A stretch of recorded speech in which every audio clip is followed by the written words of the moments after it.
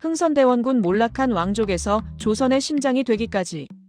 여러분, 살기 위해 스스로 개가 되어야 했던 남자를 아십니까?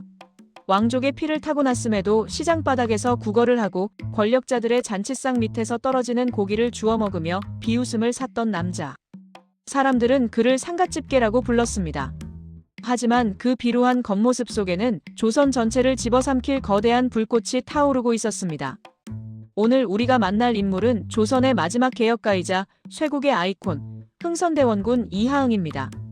멸시와 굴욕을 견뎌내고 아들을 왕으로 세운 그의 지독한 집념을 따라가 보겠습니다.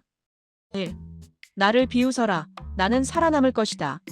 19세기 조선은 안동 김씨 일가가 권력을 독점한 세도 정치의 시대였습니다.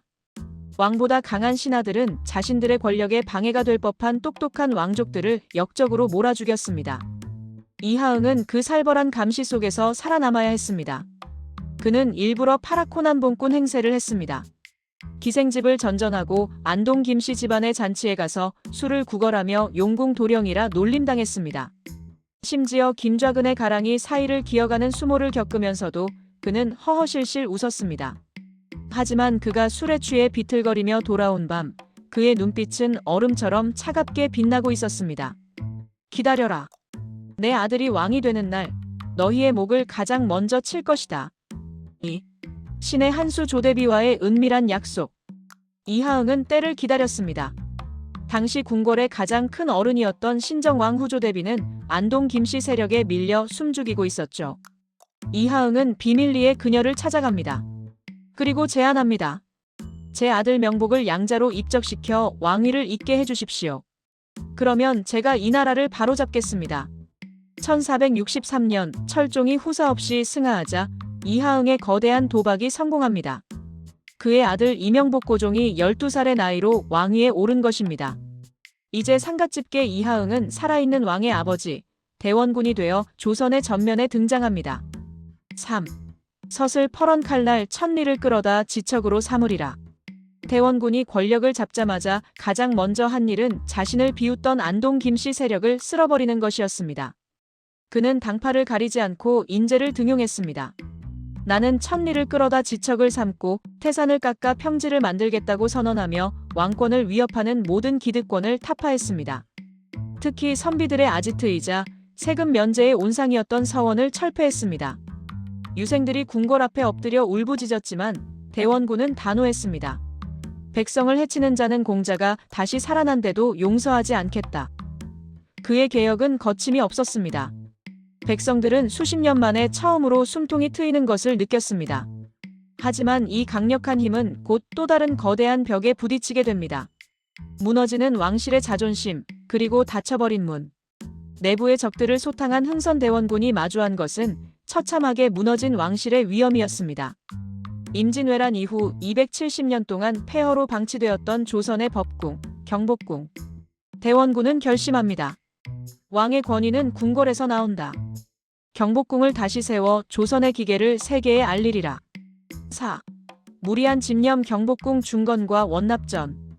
경복궁 중건은 대원군의 가장 큰 업적이자 동시에 몰락의 씨앗이었습니다. 엄청난 자금이 필요했던 대원군은 원에서 납부하는 돈이라는 뜻의 원납전을 걷기 시작했습니다. 하지만 이는 사실상의 강제 징수였죠. 거기에 통용되는 화폐보다 가치가 100배나 높은 당백전을 발행해버립니다. 결과는 참혹했습니다. 물가는 미친 듯이 치솟았고 백성들의 삶은 개혁 이전보다 더 힘들어졌습니다. 경복궁 짓다가 내 집 기둥불이 뽑힌다는 원성이 전국에 자자했습니다. 하지만 대원군은 멈추지 않았습니다. 그는 조선의 자존심을 세우는 것이 곧 나라를 살리는 길이라 믿었기 때문입니다. 5. 서구의 파도 이양선의 출몰과 병인양요. 대궐 안에서 공사가 한창일 때 바다 건너에서는 낯선 괴물들이 나타나기 시작했습니다. 검은 연기를 내뿜으며 다가오는 서양의 배 이양선이었습니다. 프랑스, 미국, 영국. 제국주의의 발톱이 조선의 문을 두드리고 있었습니다. 1866년 천주교 박해를 구실로 프랑스 함대가 강화도를 침공한 병인양요가 터졌습니다. 서양 군대의 근대식 화력 앞에 조선군은 고전했지만 정족산성에서 끝내 프랑스군을 격퇴해냅니다. 대원군은 확신했습니다. 서양 오랑캐들은 대화의 대상이 아니다. 오직 무력으로 맞서 싸워야 한다. 6. 척화비 화친을 주장하는 자는 나라를 파는 것이다. 1871년 이번에는 미국 함대가 쳐들어온 신미양요가 일어납니다.